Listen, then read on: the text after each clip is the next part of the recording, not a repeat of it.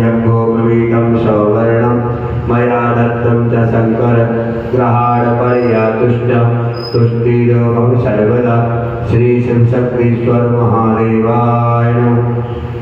यज्ञोपवीतं समर्पयामि। ॐ सुगन्धं चन्दनं दिव्यं मया दत्तं तव प्रभो भक्तया कर्मया शम्भो शुभगं कुरु माम भव।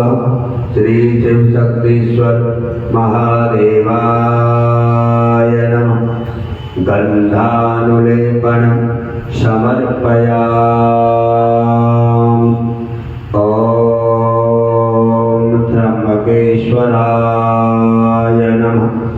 गन्धानुलेपनं समर्पयामि।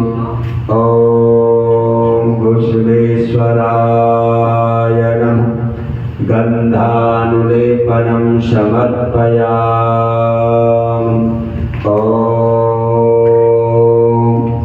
अक्षतार्थसूत्रेवाय सुगन्धद्रव्याणि समर्पयामि।